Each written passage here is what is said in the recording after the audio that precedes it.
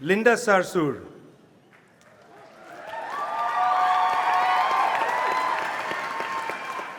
Linda Sarsour is with Empower Change, the largest Muslim-led social and racial justice organization in the United States. She is well known as the co-chair of the Women's March. She was the lead plaintiff in Sarsour versus Trump. Boy.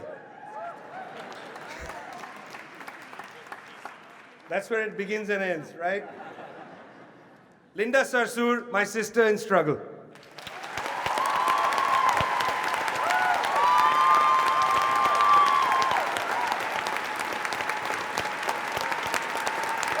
Thank you.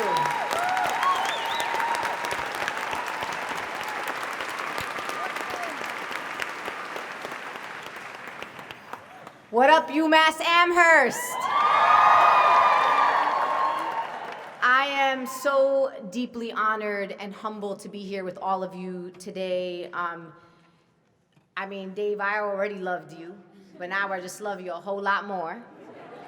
I want to thank UMass-Amherst and the faculty, the administration for standing their ground, standing up for the values of this university to protect free speech.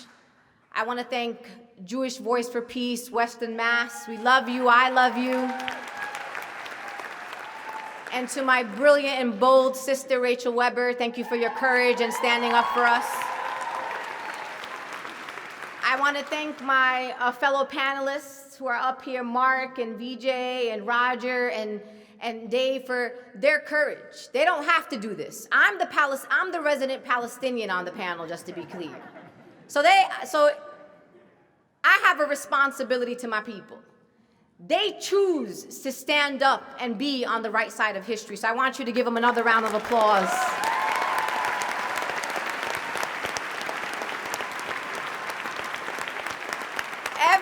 Everything we say this evening is on the record, even if it wasn't on the record. So I want to make sure that everybody understands that I stand here before you today unequivocally and unapologetically Palestinian-American.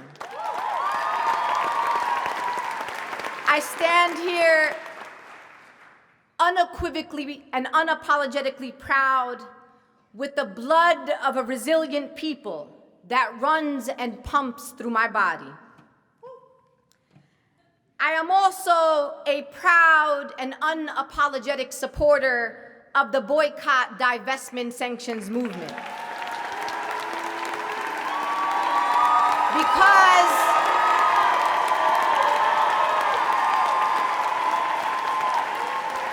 Because I am trained in Kingian nonviolence, the ideology of Dr. Martin Luther King. I believe in the power of nonviolent means to bring about change. And if BDS was not an impactful and effective movement, they wouldn't be trying to oppose it.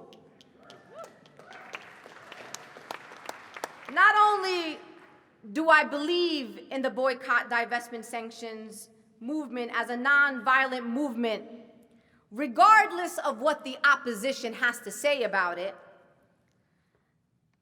it's not just about belief, it's about my right and your right in the United States of America, upheld by the Constitution, that we have every right to boycott and divest in whatever ways we feel appropriate. So, instead of worrying about the tactics, just out-organize us. And I want to say shout out to Students for Justice in Palestine in every corner of this country for the bold and courageous work that they do every day.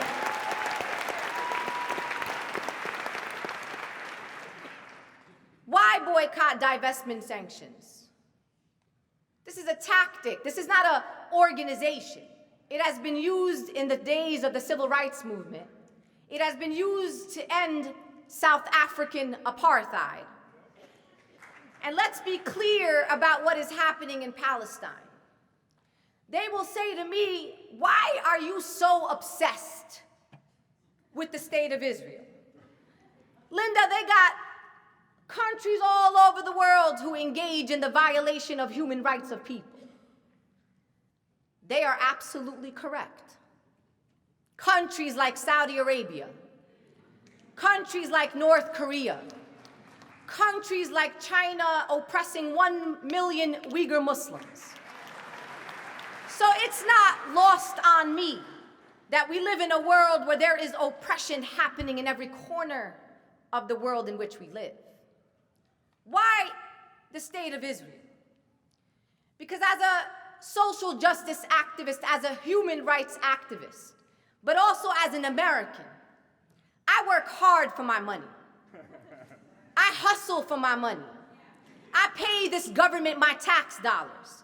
And as an American, I should be able to decide that my money should go to Medicare for all and schools in Chicago and hospitals in our country. And not to fund, and not to use our hard-earned money to fund an illegal occupation and oppression of a people like the Palestinian people. To fund the largest open-air prison in Gaza, to fund the dehumanization and deprivation and vilification of the Palestinian people, the chokehold on travel on the Palestinian people. So when you say to me, why the state of Israel, I say, why not the state of Israel?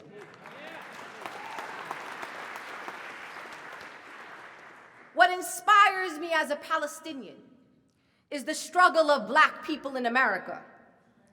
And what we share with our Black sisters and brothers in the United States of America is we find ourselves as Palestinians always trying to figure out how to defend our humanity. I'm tired of telling people why Palestinians, like Black people in America, should be treated with the utmost dignity that they deserve.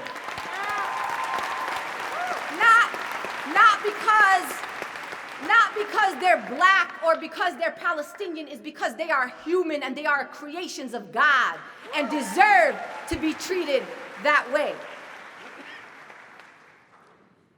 We as the Palestinian people have been labeled anything and everything but who we are. We are a people with aspirations and dreams, a people fighting for self-determination and the right to return to our original homeland. We are a people with a rich culture. We are a people that know joy.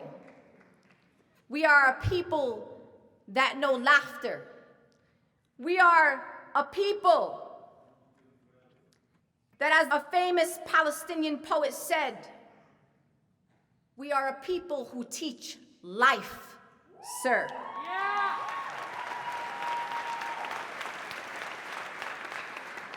People say to me, the state of Israel was created for the self-determination and the safety and sanctuary for the Jewish people. And I believe that all people, including the Jewish people, deserve safety and security and sanctuary. But what I will say is that there will be no state in this world that will have true safety and security at the expense of another people.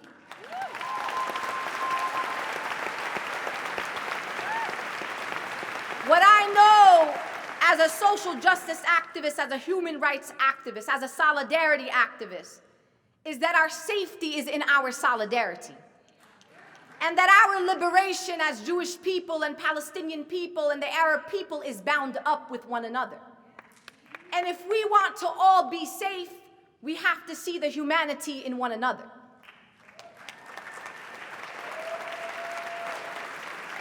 Our opposition is fierce. They also got a lot of resources. But what they don't have is morals. They don't have principles. So instead of the opposition, right, this is what I say to the opposition all the time. I appeal to the morals and the values of the people. If you got a moral argument for your stance, then come bring it and see if people agree with you. But instead of appealing appealing to the morals and the values of the people, they engage in ad hominem attacks against people who are truth tellers, people who are unbought and unafraid. And I will tell you, as a Palestinian American, as a daughter and granddaughter and great-great-great-granddaughter of Palestinians, that I will not be silenced. I will not be intimidated. And I will continue to stand strong in my positions. Just this week, this is just a week, because I could talk about the last 10 years or last 2 years, but I'm going to talk about this week. This week in the state of Texas, a Palestinian-American speech pathologist went up against anti-BDS supporters, went up against the state of Texas, who were trying to demand for her to sign a renewal contract with the Houston school district. And when they said in the contract that she had to sign the contract saying that she would confirm that she would not boycott the state of Israel, she said, absolutely not. And she went to the courts. And today I watched a video of her signing her contract without that clause in the contract.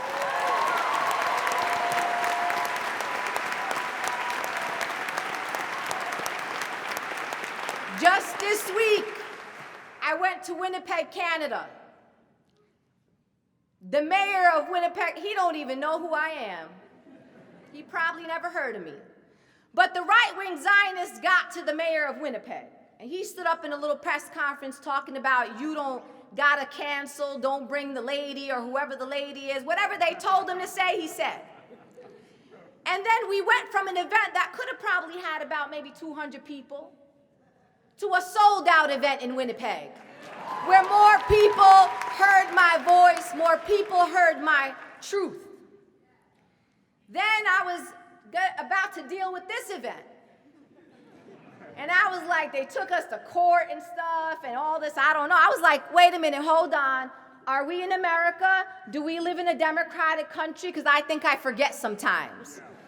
And then thank God the judge still remembered that he was in a democratic country. And he threw out the injunction. So I was like, this is a lot of winning for 1 week. I'm sorry, there's a lot of winning happening.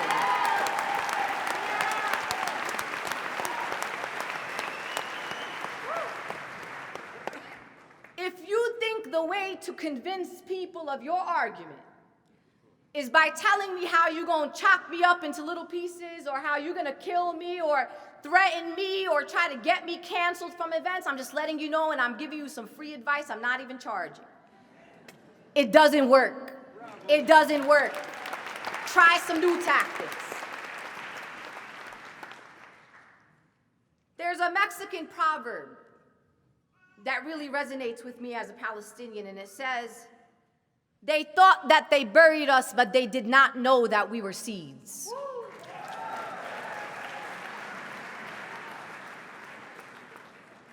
And so I just want to say to everybody in this room that my first responsibility is to keep my family safe. But I will continue to use my voice, continue to stand up for the things that I believe in. And I am willing to do that no matter the consequences. Because Malcolm X said, if you're not ready to die for this, take that word freedom out of your mouth. And I will end my remarks with the words of a woman abolitionist who said, her name was Harriet Beecher Stowe. And Harriet said, when you get into a tight place and everything goes against you till it seems as though you could not hang on a minute longer, never give up then, for that is just the place and time that the tide will turn. And my dear sisters and brothers and family in this room, the tide is turning. Free, free Palestine! Free, free Palestine! Free, free Palestine! Free, free Palestine! Thank you, UMass-Amherst!